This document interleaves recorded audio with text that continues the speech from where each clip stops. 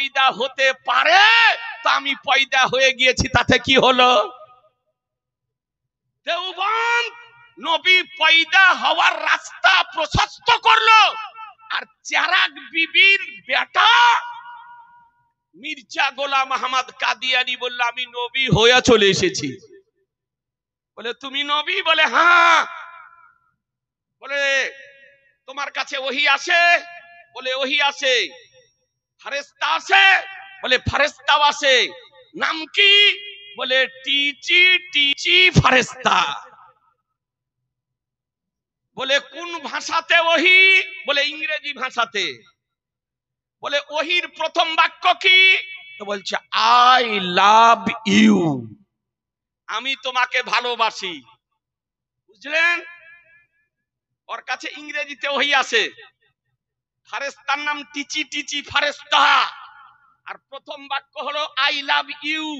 মুসলমান, তাহলে আপনি বুঝতে আপনার অসুবিধা নাই যে এর পাওয়ার হাউস কোথায়? কারখানা লন্ডন। কোথায়? লন্ডন। লন্ডনের হোয়াইট হাউসে মিটিং করে আপনার নিজকে নবী বলে প্রচার করেছে। এই দলটা আমাদের এই আপনার আরমারি অঞ্চলের মধ্যে কোন জায়গাতে আগাছা 2-4টা করে বেরিয়েছে। জি, আমি আপনাদেরকে অনুরোধ করব, কোন ভাই যদি এলামাযহাবী ওয়াহাবী আহলে হাদিসের মতন কাদিয়ানি জামাতে যদি গিয়ে থাকেন, তো আপনি ফিরে আসুন। কারণ কোন ব্যক্তি কাদিয়ানি হয়ে ওয়াহাবী হয়ে মারা যদি যায়, তো তাকে আপনার তার জানাজার নামাজও পড়া চলবে না, তাকে আপনার কাফনও দেওয়া যাবে না, তাকে আপনার মুসলমানের কবরস্থানে দাফনও করা যাবে না, তাকে মসজিদে যেতে দেওয়া যাবে না, তাকে সুন্নি মুসলমানের ঈদগাহতেও যেতে দেওয়া যাবে না মুসলমান। এই জন্য বলি, কোন মানুষ ভুলবশত গিয়ে যদি থাকেন, তো সুন্নি জামাতের পথমতের উপরে ফিরে আসুন। ইহ জগত মঙ্গল হবে, পরজগত মঙ্গল হবে। ব্রাদারান ইসলাম, আপনাকে আক্রমণ করার জন্য আসিনি, আপনাকে সংশোধন করার জন্য এসেছি। ভুল সংশোধন করার জন্য। সুতরাং কেউ যদি বিপথে গিয়ে থাকো, কেউ যদি গিয়ে থাকেন, আমি অনুরোধ করব আহলুস সুন্নাত ওয়াল জামাতের প্ল্যাটফর্মে ফিরে আসুন। আজি জানে মুহতারাম,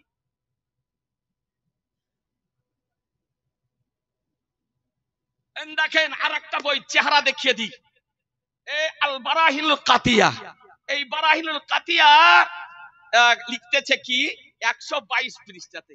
এসব বই আপনার আমাদের মাননীয় মুফতি নাইমুদ্দিন রাজভী সাহেব বহুদিন আগে সংগ্রহ করে রেখেছিলেন। ব্রাদারান ইসলাম, আর এসব বই আমি তলেবে ইলম জামানায় আপনার কিনে রেখেছিলাম। জানতাম যে এর সঙ্গে পাল্লা নিতে হবে, এই জন্য আজ পর্যন্ত মুর্শিদাবাদে কোনো ওয়াহাবী আপনার সামনে আসে না। দেখুন কি লিখতেছে এই বইয়ে, বারাহিনে কাতিয়া। এই বইটি রশিদ আহমদ গাঙ্গুহি আপনার নির্দেশে লিখেছে। কি লিখেছে? কুতুবখানা খানা ইমদাদিয়া দেওবন্দ, খলিল আহমদ আম্বেঠি। কি লিখতেছে? যে শয়তান ও মালাকুল মাউত को ये उसात नस से साबित हुई। শয়তান এবং মালাকুল মাউত এর জ্ঞানের বিস্তৃত দলিল, অকাট্য দলিল হতে প্রমাণিত। ফখরে আলম কি উসাতি ইলম কি কোন সি নাস সে কাতি হ্যায়? নবী সাল্লাল্লাহু আলাইহি সাল্লামের জ্ঞানের বিস্তৃত কোন অকাট্য দলিল হতে প্রমাণিত, जिससे तमाम नुसूस को रद्द करके समस्त दलिल के खंडन करे एक शिर्क साबित करता है, একটা শিরক সাবিত করে। অর্থাৎ কেউ যদি মনে করে সৃষ্টি জগতের মধ্যে সবথেকে বেশি নবী হলেন জ্ঞানী, তো বলছে তবে শিরক করা হলো, আর শিরক যে করে সে মুশরিক হলো। তার মানে আমাদেরকে বলেছে মুশরিক। এ বেরাদারান ইসলাম, তাহলে পৃথিবীর সমস্ত আহলুস সুন্নাত ওয়াল জামাতের আকীদা হলো সৃষ্টি জগতের মধ্যে সর্বশ্রেষ্ঠ সর্বাধিক জ্ঞান হলো আমার রাসূলুল্লাহ। তাহলে আহলুস সুন্নাত ওয়াল জামাতকে বলেছে মুশরিক। এই বইটিতে লিখেছে যে নবী উর্দু ভাষা শিখেছে দেওবন্দ থেকে। নাউজুবিল্লাহ বলবেন না? বলছে নবীকে স্বপ্ন দেখলাম, দেখার পর না দেখছি নবী উর্দু ভাষাতে কথা বলছেন। তো বলে আপনি উর্দু কেমন করে শিখলেন, আপনি তো আরব দেশের ব্যক্তি। তো বলছে জিস দিন সে ওলামায়ে দেওবন্দ সে, অর্থাৎ এই যে দিন থেকে এই দেওবন্দের ওলামাদের সঙ্গে সম্পর্ক হয়েছে সেই দিন থেকে উর্দু বলা শিখেছি। তার মানে দেওবন্দ মাদ্রাসা হওয়ার আগে নবী উর্দু জানতেন না, দেওবন্দ মাদ্রাসা থেকে উর্দু শিখেছে। দেখুন মুসলমান, যে নবীর সম্পর্কে এত ঘৃণিত মন্তব্য করতে পারে, এই জন্যই আমাদের ওলামায়ে আহলে সুন্নাত বলেছেন এ বেরাদার যে এদের দলে যাওয়া যাবে না।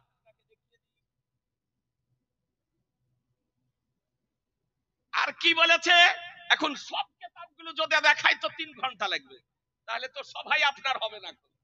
তো প্রশ্ন আছে, এই বইটি হচ্ছে আরফুল জাদি।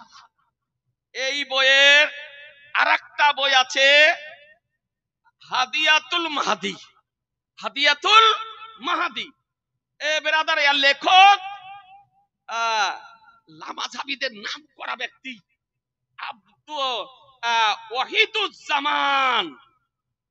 বুঝতে পারলেন ওর না? লেখক ওয়াহিদুজ্জামান। কি লিখতেছে দেখেন, এই বইয়ের 85 পৃষ্ঠা লিখতেছে, যা জীবনে কোনোদিন শুনেননি, আজ শুনেলেন। কি লিখছে? লিখছে যে কানু আম্বিয়া সুলাহা করমচন্দ্র লক্ষ্মণ কৃষ্ণাজি বাইনাল হুনুদ। বলছে যে করমচন্দ্র, তারপরে লক্ষ্মণ, তারপরে কৃষ্ণ, এরা হিন্দুদের মধ্যে এরা হলো সব নবী। এদেরকে নবী বলে মানতে হবে। নাউজুবিল্লাহ বলবেন না? নাউজুবিল্লাহ, নাউজুবিল্লাহ। লামাযাবি আহলে হাদিসের গুরু ওয়াহিদুজ্জামান লিখেছে 85 পৃষ্ঠাতে যে করমচন্দ্র, তারপরে কৃষ্ণাজি, লক্ষ্মণ, এরা হচ্ছে সব নবী সুলাহা। তারপরে বুদ্ধ, চীনেদের মধ্যে বুদ্ধ এও হচ্ছে নবী। তারপরে সুদাত এও হচ্ছে আপনার নবী। তো বলছে যে কি বলছে, এরা সব হলো নবী। ইয়াজিবু বাল ইয়াজিবু আলাইনা, বরং আমাদের উপরে ওয়াজিব কে আন্না কুলু আমান্না, কে আমরা সকলে তাদের উপরে ঈমান নিয়ে আসা আমাদের জামিয়ে আম্বিয়াইহি ওয়া রাসূলিহি, সমস্ত আম্বিয়া রাসূলদের উপরে। তার মানে বুদ্ধ, কৃষ্ণ, লক্ষ্মণ, করমচন্দ্র, শ্রীকৃষ্ণ, এরা সব নবী, আর এদের উপরে আমাদের ঈমান নিয়ে আসা হলো ওয়াজিব। বলুন মুসলমান, কোনদিন শুনেছেন যে করমচন্দ্র নবী, কৃষ্ণজি নবী, বুদ্ধ নবী, গৌতম নবী? কোনদিন শুনেননি। আর লামাযাবি আহলে হাদিসদের গুরু বলেছে এরা হলো নবী। তারপরে কি লিখতেছে, আর একটা কথা বলে দিই, ঘৃণিত মুসলমান, গায়র নবীকে নবী যদি বলে যার দলিল ছাড়া, তবে সে ব্যক্তি সঙ্গে সঙ্গে কাফের ও মুরতাদ হবে। মুসলমান সঙ্গে সঙ্গে কাফের ও মুরতাদ হবে। এ বেরাদারান ইসলাম এই বইয়ে লিখতেছে। কি লিখতেছে দেখুন, আপনাকে একটা কথা দেখিয়ে দিই। আজি জানে মহতারাম, কত ঘৃণিত কথা লিখেছে এই বইয়ের হাদিয়াতুল মাহাদি কিতাবের 9 পৃষ্ঠাতে লিখতেছে। আচ্ছা বলেন, আল্লাহর কোন আকৃতি আছে? ওই জোরে বলেন, আকৃতি আছে? না, আল্লাহ হলেন নিরাকার। আর লামাযাবি দেওবন্দি আহলে হাদিসদের গুরু ওয়াহিদুজ্জামান লিখেছে যে আল্লাহু তাআলা সূরাতুন, আল্লাহ তাআলার জন্য আকৃতি আছে। নাউজুবিল্লাহ বলুন। আল্লাহর আকার আছে, এটা লামাযাবি আহলে হাদিসদের গুরু লিখেছে। এর বেরাদারান ইসলাম, এই জন্য এই রকম ঘৃণিত কথা, জঘন্য কথা তারা কিতাবে লিখে রেখেছে। এই জন্য এই দলগুলি সম্পর্কে দেখিয়ে দিই। এই কিতাবটি লিখতেছেন, কিতাবটির নাম হুসামুল হারামাইন। মক্কা মদিনা শরীফের 33 জন নির্ভরযোগ্য মুফতিদের ফতোয়া লিখিত হয়েছে। আর এই কিতাবটি দেখতেছেন, এই কিতাবটির নাম আস-সাওয়ারিমুল হিন্দিয়া। এই কিতাবটিতে অখণ্ড ভারতবর্ষের 268 জন মুফতির ফাতোয়া লিপিবদ্ধ করা হয়েছে যে এই আশরাফ আলী থানভী, খলিল আহমদ আম্বেঠি, রশিদ আহমদ গঙ্গুহি, কাসিম নানদভি, মির্জা গোলাম আহমদ কাদিয়ানি এই ব্যক্তিগণ নিজ নিজ পুস্তকে কুফরি আকীদা লিখার কারণে কাফের ও মুরতাদ, তাদের কুফরি আকীদা জানার পর যারা তাদেরকে মুসলমান মনে করবে তারাও হবে কাফের ও মুরতাদ। মান শাক্কা ফি কুফরিহি ওয়া আযাবিহি ফাকাত কাফার। সুতরাং এই ব্যক্তিদের দলে যাওয়া, জোরে বলেন, দলে যাওয়া যাবে না। আমি অনুরোধ করব যে ভাইরা ভুলবশত কেউ যদি গিয়ে থাকেন আপনি সুন্নি জামাতের উপরে ফিরে আসুন। দরুদ শরীফ পড়েন। আল্লাহুম্মা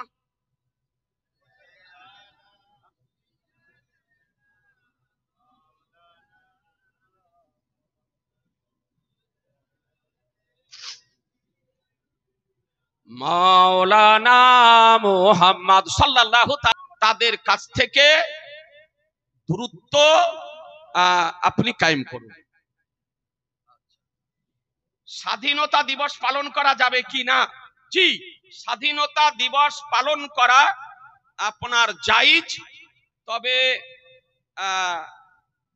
বন্দে মাতারাম এটা বলা এবং আপনার জনগণ মন অধিনায়ক জয় হে ভারত ভাগ্য বিধাতা, এটা মুসলিমদের জন্য বলা শরীয়তের দৃষ্টিতে নিষেধ। তবে স্বাধীনতা দিবস পালন করা জায়েজ, কারণ এটা আমাদের গর্বের দিন। এই দিন আমরা স্বৈরাচারী ইংরেজদের অপশাসন থেকে ভারতের মাটিকে মুক্ত করেছি, এই জন্য দিনটি ঐতিহাসিক দিন, স্মরণীয় দিন। এই দিনটি পালন করা যায়। আসসালামু আলাইকুম। ওয়ালাইকুম আসসালাম। মেয়ে ছেলেরা গাই দোহায় মুরগি হালাল করা কি করা যাবে? আচ্ছা, কোন মেয়ে ছেলে মহিলা যদি আপনার গাই যদি দোহায়, গাই দোহা জায়েজ, গাই দোহা জায়েজ, আর তার দহনকৃত দুধ খাওয়াও জায়েজ। তবে যদি কোনো মহিলার স্তনে দুগ্ধ যদি অতিরিক্ত থাকে তবে সতর্কতা অবলম্বন করে গায়ের দুগ্ধ দহন করবে। কথা বুঝতে পারলেন? আচ্ছা, কোন মহিলা মুরগি হালাল করতে পারবে? মুরগি কেন, গরু, ছাগল, হাঁস, মুরগি, পোল্ট্রি, যে কোনো হালাল পশু ফতোয়া আলমগীরিতে লেখা আছে সুন্নি সহি আকীদার ব্যক্তি মহিলা যদি হয় সে আপনার হালাল করতে পারে, তার হালালকৃত পশুর মাংস খাওয়া যায়। কথা বুঝে নিলেন? হ্যাঁ, তবে সুন্নি হতে হবে। আচ্ছা, আজানের আগে আসসালাতু ওয়াসসালামু আলাইকা পাঠ করা কি? জি, আজানের পূর্বে আসসালাতু ওয়াসসালামু আলাইকা ইয়া রাসূলুল্লাহ পাঠ করা জায়েজ, মুস্তাহাব, মুস্তাহাসা। গ্রাম অঞ্চলে জুমার নামাজ পড়লে নামাজ শেষে বা পূর্বে জোহরের নামাজ পড়তে হবে কি? যদি জোহরের নামাজ পড়তে হয় তাহলে কিভাবে পড়তে হবে? পরের পাতা। আচ্ছা, গ্রাম অঞ্চলে অজপল্লীর জন্য আমার সরকারে আলা হযরত ইমাম ইশক মোহাব্বত ইমাম আহমদ রাজা রাদিয়াল্লাহু তাআলা আনহু হানাফি মাযহাবের আকাবিরদের ফাতোয়ার আলোকে তার ফিকহি এনসাইক্লোপিডিয়া আলাতাইয়া নববিজ্ঞা ফি ফাতায় রাজাবিজ্ঞার মধ্যে ফতোয়া প্রদান করেছেন তৃতীয় খণ্ডে যে গ্রাম অঞ্চলে পল্লী গ্রামে অজপল্লীতে জুমার নামাজ পড়ার পরে পরেই 4 রাকাত জোহরের ফরজ নামাজ আদায় করবে। কথা বুঝতে পারলেন? 4 রাকাত জোহরের ফরজ নামাজ আদায় করবে। সমস্ত হানাফি মাযহাবের কিতাবে হাদিসে পর্যন্ত এই কথাটাই লেখা আছে যে পল্লী গ্রামে আপনার জুমার নামাজ জায়েজ নয়। কিন্তু আমার সরকারে আলা হযরত বলেন কোথাও যদি জুমার নামাজ পড়ে জুমা বন্ধ করো না, জুমার নামাজ পড়তে দাও, তবে জুমার নামাজ পড়ার পরে পরে 4 রাকাত জোহরের ফরজ নামাজ অন্যান্য দিনের মতন সেই দিনও আদায় করে নিবে। জমি রেহনে নেওয়া কি? জমি রেহনে নেওয়া অর্থাৎ সুদ বন্ধকে নেওয়া মুসলমানের কাছে হারাম। সুদ মুসলমানের কাছে, টাকা দিচ্ছে মুসলমান, জমি দিচ্ছে মুসলমান, যে 50,000 টাকা দিলাম, 2 বিঘা তোমার জমি, তোমার জমি আমি খাবো, যেদিন টাকা আমাকে ফিরিয়ে দিবে সেদিন আমি জমি ছেড়ে দিব। এটাকে বলে তো রেহেনেটা নাকি? হ্যাঁ, এই উভয় পক্ষ মুসলিম যদি হয় তবে সেটা সুদ হবে, হারাম হবে। আসসালামু আলাইকুম ওয়া রাহমাতুল্লাহি ওয়া বারাকাতুহু। ওয়া আলাইকুম আসসালাম ওয়া রাহমাতুল্লাহি ওয়া বারাকাতুহু। কোন ব্যক্তির জমিতে তার অনুমতি ছাড়া মসজিদ ও মাদ্রাসা করা যায় কিনা? জি না। যদি কোন ব্যক্তির জমি হয় আর ওয়াকফ যদি না করে, দান যদি না করে মসজিদ মাদ্রাসার নামে, তবে কোন ব্যক্তির জমিতে মসজিদ মাদ্রাসা করা জায়েজ নয়। তবে যার জমি সে যদি মসজিদ যদি করে তো তার জন্য জায়েজ, বা কারো নিজস্ব জমিতে মাদ্রাসা যদি কায়েম করে তো তার জন্য জায়েজ। কিন্তু দেশের লোক, সমাজের লোক অন্য কোন ব্যক্তির জমিতে মসজিদ মাদ্রাসা করতে পাবে না। এবং উক্ত মসজিদে নামাজ পড়লে কায়েম হবে কিনা? জি, যদি মসজিদ করে আর নামাজ যদি জায়গা পাক যদি থাকে, নামাজ পড়লে আপনার নামাজ হবে, যেখানেই নামাজ পড়েন নামাজ হবে, কিন্তু মসজিদ করা জায়েজ নয়। মসজিদে নামাজ পড়ার সওয়াব আপনি পাবেন না। নতুন কোন মসজিদ তৈরি করলে সেই মসজিদের জুমা নামাজ চালু করতে পাবে কিনা? জুমার নামাজ চালু করার জন্য শর্ত হলো, মসলাতে আপনার লেখা আছে যে ডিস্ট্রিক্টের সবথেকে যে বড় মুফতি তার কাছে আপিল করবে, তিনি সরজমিনে খতিয়ে দেখবেন, যদি জুমা চালু করার প্রয়োজন যদি হয়, তিনি যদি অনুমতি দেন তবে সেখানে জুমা চালু করতে আপনার পারে। এটা শরীয়তে ফাতোয়া। ব্রাদারান ইসলাম, আর বিনা প্রয়োজনে নিজেরা কোন মুফতির ফাতোয়া ছাড়া নিজে নিজে কোথাও হঠাৎ আপনি জুমা মসজিদ কায়েম করে নিলেন, এটা কিন্তু জায়েজ নয়, এটা নিষেধ। সর্বপ্রথম গ্রামে যে জুমার নামাজ চালু করেছে তার কি হবে? যে করেছে বা করিয়েছে, যা পড়ছে জিদিতে অনেক কিছু হয়। আমি জানি শব্দলপুরের অত্র এলাকার মানুষ সকলেই হলেন সুন্নি হানাফি।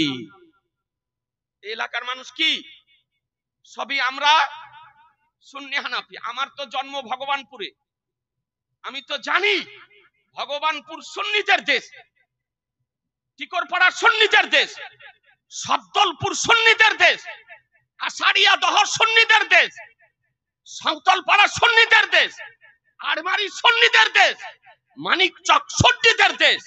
এগুলি আমাদের সব হলো সুন্নি হানাফিদের দেশ। ভাই, কোন জায়গাতে আপনাদের মধ্যে যদি কোনো মতনৈক্য হয়ে থাকে, এই নিয়ে মতনৈক্য না বাড়িয়ে আপনারা যদি বসেন, বসে যদি আমাদের ওলামাদেরকে ডাকেন, ইনশাআল্লাহ আমরা আপনাদের পাশে আছি, থাকবো, আপনাদেরকে এসে সুপরামর্শ আমরা দেব। জি, আমি এখানে শুনেছি একটা জুমা মসজিদ ছিল, তারপর আরেকটা জুমা মসজিদ করা হয়েছে। এখানে যারা নামাজ পড়ছেন তাদেরকেও আমি চিনি, ওখানে যারা নামাজ পড়ছেন তাদেরকেও আমি চিনি। আমি উভয় মসজিদের যারা কর্তৃপক্ষ তাদের কাছে আমি হাত জোড় করে বলবো যে ভাই, আপনারা উভয় পক্ষের চারজন করে মানুষ একদিন একটা বসার ব্যবস্থা করুন। আমরা সুন্নি জামাতের ওলামায়ে কেরামগণ 4 জন আসবো, এসে আপনাদেরকে নিয়ে একটা আলোচনা করে আপনাদের উভয়ের মধ্যে একটা আন্তরিকতার যাতে সৃষ্টি হয়, মহব্বতের সৃষ্টি হয়, তার আমরা ব্যবস্থা করে দিব। এটা ভালো না খারাপ? জোরে বলছেন না যে? আমরা ওটাই চাই। আচ্ছা, বিড়ি গুল খাওয়া কি? আপনি মশলা পালেন না, এটাই খুঁজা পেয়েছেন? শুনেন, বিড়ি গুল কেউ খায় না। গুল হলো মাজন, এটা মাজন দাঁত পরিষ্কার করা। আর বিড়ি পান করে, ও খাওয়ার জিনিস নয়, এমনি গ্রাম্য ভাষায় বলে খাওয়া। তো এগুলি স্বাস্থ্যের যদি শরীয়তে মুবাহ, কিন্তু স্বাস্থ্যের জন্য ক্ষতিকারক, অতিরিক্ত স্বাস্থ্যের জন্য ক্ষতিকারক। বিড়ি, সিগারেট, জর্দা, তাম্বাকু, খৈনি, গুটকা, এগুলি সব শরীরের জন্য অতিরিক্ত ক্ষতিকারক। আপনাদেরকে বলবো যে শরীয়তে খেলে পাপ হবে না, কিন্তু না খেলে আপনার শরীর সুস্থ থাকবে। জি, যারা বিজ্ঞ চিকিৎসকগণ তারা বলেছেন যে মানুষের মধ্যে যে ক্যান্সার রোগ হচ্ছে তার কারণ সমূহের মধ্যে একটি কারণ হলো এই তাম্বাকু ব্যবহার করা, অর্থাৎ বিড়ি, সিগারেট, খৈনি, তাম্বাকু, গুটকা ব্যবহার করা। এ সমস্ত ব্যবহার থেকে আপনারা বিরত থাকুন, শরীর অনেকটা সুস্থ থাকবে। अस्सलाम वालेकुम रहमतुल्लाहि बरकातहू। वालेकुम अस्सलाम व रहमतुल्लाहि बरकातहू। तस्वीर खींचना और खिंचवाना कैसा है शरीयत में, इस्लाम को उसके बारे में क्या हुक्म दी है? तस्वीर फोटो তোলা, ফটো তোলানো এটা হলো হারাম। এটা কি কথা বলছেন না যে হারাম? ফটো তোলা, ফটো তোলানো, তসবির খিচনা এবং তসবির খিচওয়ানা দুটোই হচ্ছে হারাম। তবে প্রয়োজনে পারেন, যেমন পরিচয়পত্রের জন্য, আধার কার্ডের জন্য, ব্যাংকের জন্য, তারপরে আপনার ড্রাইভিং লাইসেন্সের জন্য, তারপরে পাসপোর্টের জন্য, প্যান কার্ডের জন্য, এগুলির জন্য প্রয়োজনে। জরুরাত তুবিহুল মাহজুরাত, প্রয়োজন এমন একটা জিনিস যে মাহজুরাত নিষেধ জিনিসকে জায়েজ করে দেয়। তো ফটো খিচানো, ফটো তোলা হারাম, কিন্তু প্রয়োজনে জায়েজ। এখন এই যে ইউটিউবার বসে আছে মোবাইল গুলো শার্ট করে, এই ধর্মীয় প্রোগ্রামের ভিডিও করা জায়েজ না না জায়েজ, এটা একটা ফুরুই মাসাইল। এই বিষয় নিয়ে ভারতবর্ষ, বাংলাদেশ, পাকিস্তান ওলামায়ে আহলে সুন্নাত আল জামাতের মধ্যে, সুন্নি ওলামাদের মধ্যে দুটি মত। এক শ্রেণীর ওলামায়ে কেরামগণ বলেছেন যে ভিডিও রেকর্ডিং করা দ্বীন ইসলামের প্রচার ও প্রসারের উদ্দেশ্যে জায়েজ। এক শ্রেণীর ওলামায়ে কেরামগণ বলেছেন যে ধর্মীয় প্রোগ্রাম হলেও ভিডিও রেকর্ডিং করা হারাম। কথা বুঝতে পারলেন? এই জন্য আমাদের বহু ওলামায়ে কেরামগণ আমাদের ভিডিও করেন না, আবার আমাদের বহু ওলামায়ে কেরামগণ আছেন যারা ভিডিও করেন। তবে এই বিষয়ে তাজুস শরিয়া, হাজিউল কোজা, ওয়ারিসে উলুমে রাজা, জানেশিনে মুফতি আজমে আলামে ইসলাম, কারামাতে গাউসে আজম হুজুর তাজুস শরিয়া আখতার রাজা খা রাদিয়াল্লাহু তাআলা আনহু শেষ জীবদ্দশা পর্যন্ত কোনদিন আপনার ভিডিওগ্রাফি করেননি, করতে দেননি, এবং তিনি ফতোয়াও লিখেছেন যে ভিডিও করা হারাম। কথা বুঝতে পারলেন?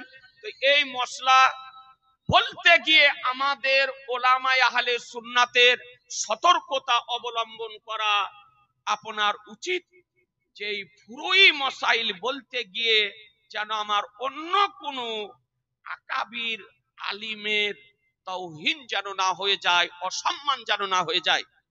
আপনি যে মশলাটি মানছেন, যে হারাম মনে করে সে করে না, যে জায়েজ মনে করে সে আপনার করে। সুতরাং আমি যেটা মান্য করি সেই মশলাটা আপনার সামনে আমি প্রকাশ করলাম। তবে আপনাদেরকে বলবো, কেউ যদি বাঁচতে পারে আলহামদুলিল্লাহ, কেউ যদি ভিডিও করা থেকে বাঁচতে পারে আলহামদুলিল্লাহ। যেমন আমাদের মুফতি সাহেব, মুফতি নাইমুদ্দিন রাজভী সাহেব, তিনি বিরত থাকার আপ্রাণ চেষ্টা করেন, তবুও উনার হাজারো ভিডিও আপনার ইউটিউবে, ফেসবুকে। উনি বলেন যে আমার ভিডিও করিও না, তাও লোকে করে, আলেম ওলামা করে দ্বীনের প্রচারের জন্য হাজারো ভিডিও উনি স্টেজে বারণ করেন। তো যাই হোক, আপনাদেরকে বলবো কেউ ভাই যদি বাঁচতে পারেন সেটা ভালো। लाउड स्पीकर में नमाज पढ़ना जायज है या नहीं? जी ना, लाउड स्पीकर এটাও হচ্ছে একটা ইখতিলাফি মাসাইল। লাউড স্পিকারে নামাজ পড়া জায়েজ না না জায়েজ, এই বিষয়ে ভারতবর্ষের সুন্নি ওলামায়ে কেরামদের মধ্যে এক শ্রেণীর ওলামায়ে কেরামগণ বলেছেন শর্ত সাপেক্ষে লাউড স্পিকারে নামাজ পড়া যায়। যেমন বিরাট জামাত হতে হবে, লাউড স্পিকারকে নামাজ শুরু করার পূর্বে চেক করে নিতে হবে এবং পিছনে মুকাব্বির রাখতে হবে। এই শর্তে লাউড স্পিকারে নামাজ পড়া যায়। এক শ্রেণীর উলামায়ে কেরামগণ বলেছেন। বেরেলি শরীফের ফতোয়া হলো, তাজুস শরিয়ার ফতোয়া হলো, মুহাদ্দিসে কাবীরের ফতোয়া হলো যে লাউড স্পিকারে নামাজ পড়া জায়েজ নয়, জায়েজ নয়, জায়েজ নয়। ঈদ বকরা ঈদের হোক, জুমার নামাজ হোক, পাঁচ ওয়াক্তের নামাজ হোক, যে কোনো নামাজ হোক, লাউড স্পিকারে পড়া জায়েজ নয়। লাউড স্পিকারে নামাজ পড়লে মুফসিদাতে সালাত অর্থাৎ নামাজ ভঙ্গ হয়ে যাবে। লাউড স্পিকারে নামাজ পড়া হারাম। এটা বেরেলি শরীফের ফতোয়া। আজ পর্যন্ত বেরেলি শরীফ এই ফতোয়ার উপরে পাহাড়ের মতন স্থির আছে। উরসে আলা হযরতে লক্ষ লক্ষ আপনার লোক হয়, কিন্তু লাউড স্পিকারে নামাজে ব্যবহার করা হয় না। জুমার নামাজ বিনা লাউড স্পিকারে মুকাব্বির দিয়ে আপনার পালন করা হয়। এই দলিল যে লিখেছেন, আপনার প্রশ্নের উত্তর ছোট্ট করে বলি যে আপনি অসুস্থতার কারণে বা ব্যবসা করার কারণে কোনো মুসলিমের কাছে লোন আপনি নিতে পাবেন না, এটা সুদ হবে। তবে আপনার কোনো মেয়ের বিয়ে দেওয়ার জন্য বা কোনো অসুখ দেখানোর জন্য বা কোনো ব্যবসা করার জন্য, তাতে যদি আপনার উপকার হয়, ব্যাংক থেকে আপনি লোন নেবেন, পোস্ট অফিস থেকে লোন নেবেন, সেটা আপনার জন্য জায়েজ হবে।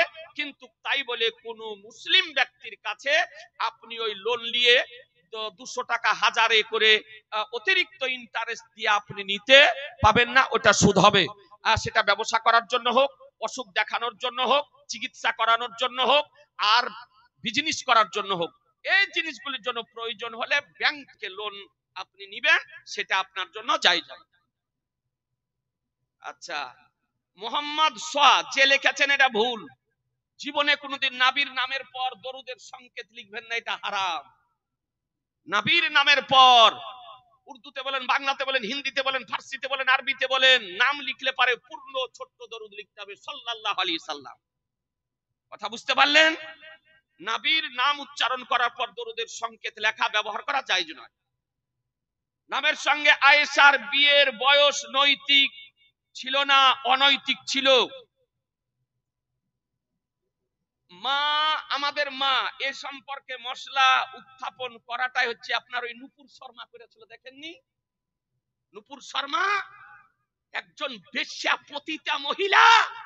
এ বেরাদারান ইসলাম, মায়েশা সিদ্দিকা রাদিয়াল্লাহু তাআলা আনহা ইসলামের নীতি নৈতিকতা মান্য করেই বিবাহ সুসম্পন্ন হয়েছিল মহান রব্বুল আলামিনের হুকুমে মুসলমান। সুতরাং এ সম্পর্কে কোন মানুষ যদি সমালোচনা করতে যদি যায়, তো আর ঈমান নষ্ট হয়ে যাবে। কথা বুঝতে পারলেন? শরীয়তের বিধি বিধান মোতাবেক নীতি নৈতিকতা মান্য করে মহান রব্বুল আলামিনের নির্দেশেই মায়েশা সিদ্দিকা রাদিয়াল্লাহু তাআলা আনহার সঙ্গে আমার রাসূলুল্লাহর বৈবাহিক সম্পর্ক সুসম্পন্ন হয়েছিল। মুসলমান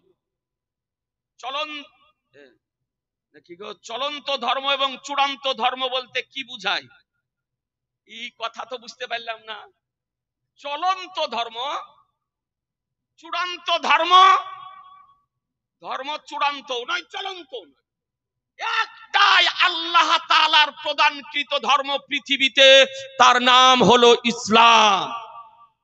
আল্লাহ তাআলার মনোনীত ধর্ম, পছন্দনীয় ধর্ম, নির্বাচিত ধর্ম, প্রদানকৃত ধর্ম, তার নামই হলো ইসলাম।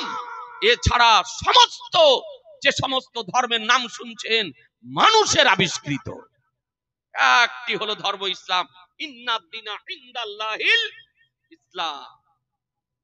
ইসলামে মিউজিক এবং গান হারাম, কিন্তু এর ব্যবসা করা যাবে কি? মিউজিক গান হারাম, এর ব্যবসা করাও হারাম। গান বাজনা করা হারাম, আর ব্যবসা করাও হারাম। যেটা যার বিজনেস হারাম, সেটা আপনি করতে পাবেন না। ব্রাদারান ইসলাম, আপনাদেরকে অনুরোধ করব, ঢোল ঢাক বাজানো, মিউজিয়াম বাজানো, আপনার এগুলো শরীয়তে জায়েজ নয়। বিয়ের বাড়িতে ডিজে বাজানো হারাম। যারা সমাজের কর্তৃপক্ষ আছেন তাদেরকে আমি অনুরোধ করব যে বিয়ের বাড়িতে বলেন, মুসলমানের বাড়িতে বলেন, আর নাক কান কুরআনের বাড়িতে বলেন, ডিজে বাজানো বিরুদ্ধে আপনারা সচেতন হন। গ্রামবাসী ঐক্যবদ্ধ হয়ে এই অন্যায়ের প্রতিবাদ করুন। মুসলমান, এই অন্যায়ের প্রতিবাদ করার দরকার আছে না নাই? জোরে বলেন।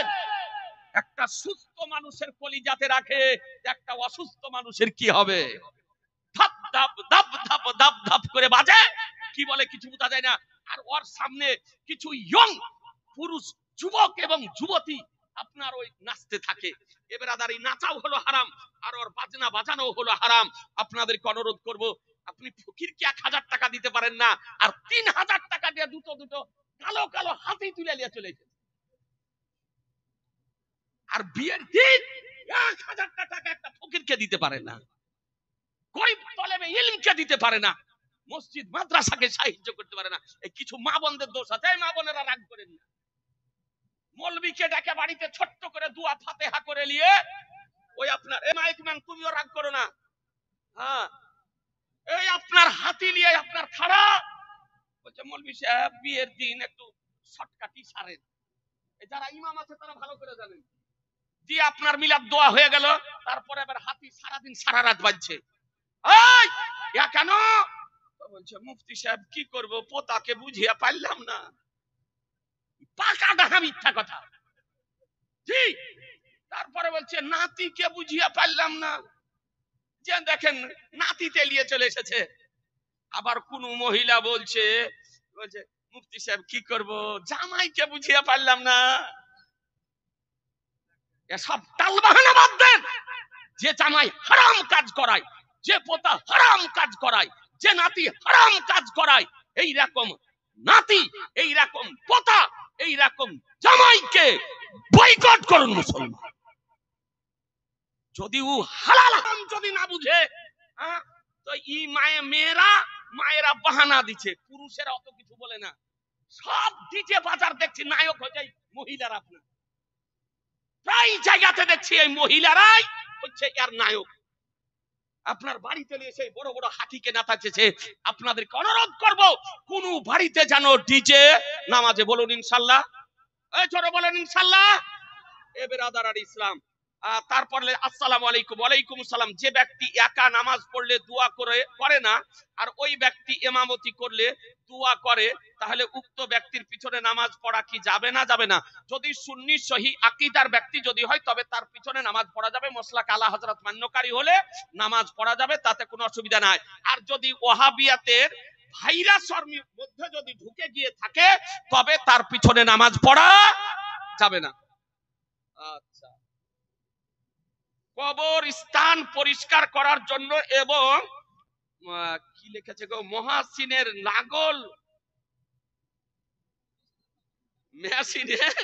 মেশিনের লাগল ব্যবহার করা যাবে কি? জি না। জঙ্গল পরিষ্কার করার জন্য ট্রাক্টর মেশিন আপনার কবরের উপরে নামানো যাবে না। মানুষ দিয়ে খুব সতর্কতার সঙ্গে যে আবর্জনা জঙ্গলগুলি পরিষ্কার করার দরকার, আপনি সতর্কতা অবলম্বন করে মানুষ দিয়ে করাবেন, যেন কবরের উপরে পা না পড়ে। আল্লাহর নবী বলেছেন, জীবিত ব্যক্তি যাতে কষ্ট পায়, মৃত ব্যক্তিও তাতে কষ্ট পায়। সুতরাং কবরের উপরে ছাগল চড়া চলবে না, গরু চড়া চলবে না, পেশাব পায়খানা করা যাবে না, বাড়ি ঘর করা যাবে না, মসজিদ মাদ্রাসা করা যাবে না। আপনার তারপরে কবরস্থানকে মিসমার করা যাবে না। কবরের উপরে গাছ লাগানো যাবে না। কবরের উপরে জিসিপিও চালানো যাবে না। কবরের উপর দিয়ে রাস্তা বের করা যাবে না। কথা বুঝতে পারলেন? তবে কোন মসজিদ করতে গিয়ে দু একটা যদি কবর পড়ে যায় তবে শরীয়তের বিধান আলাদা, যে তার চতুর্দিক দিয়ে প্রাচীর ঘেরে উপরে একটা ঢালাই করে দিয়ে মসজিদের মেঝে থেকে 4 আঙ্গুল আপনার উঁচু করে নিশানি কায়েম রেখে দিয়ে আপনার করতে পারে। তাছাড়া আপনার মসজিদ কবর বিরান করা আপনার যাবে না। যাই হোক ব্রাদার আর ইসলাম, অনেক টাইম হয়তো হয়ে গেল। মুফতি সাহেব বসে আছেন, আপনারাও বসে আছেন। 500 টাকা পিয়ারুল দিয়েছে বাপের নামে। ব্রাদার আর ইসলাম বুঝতে তার মানে পাচ্ছি এই সম্মেলনটা ভালো করেছে না খারাপ? ভালো। সাহায্য করার দরকার আছে না নাই? 5-10 টাকা কেউ যদি পারেন দেখে দিয়ে দেয়, কালেকশন নয়, একটু ওলামাদেরকে সাহায্য করা। 2-5 টাকা 10 টাকা যদি পারেন দিয়ে যাবেন। এ বেরাদার ক টাকা কালেকশন হয়েছিল, ক টাকা ব্যয় হয়েছে, সব হিসাব শুনিয়ে দেওয়া হলো। জি, আগামী তো আবার শুনিয়ে দেওয়া হবে। তো যাওয়ার সময় 2-5 টাকা 10 টাকা 20 টাকা কারো পকেটে থাকলে পারলে স্টেজে দিয়ে আপনি চলে যাবেন। আর ভাই হ্যাঁ গো, এই বইটা আপনার মনে ধরলো না? মানুষ তো মোবাইল নিয়ে ব্যস্ত, খুব মোবাইল নিয়ে ব্যস্ত। আমি ওলামাদেরকে বলবো যে বইটা যদি পড়ো তো 12 মাস হজ করা হবে। জি, সুন্নি জগৎ পত্রিকাতে 22 বছর ধরে যা লেখা হয়েছে তা সমস্ত এই কিতাবে আপনার একত্রিত করা হয়েছে। আপনাদেরকে বলবো একখানা নিয়ে গিয়ে যদি পড়েন, আপনার ঈমান হেফাজতে থাকবে, আকীদা হেফাজতে থাকবে, আপনার ঈমানকে সুরক্ষিত রাখবে। মাত্র 150 টাকা দাম। আমি যে সমস্ত ভাইরা মায়েরা বোনেরা আপনি বাংলা পড়তে জানেন, এ বইখানে নিয়ে যাবেন।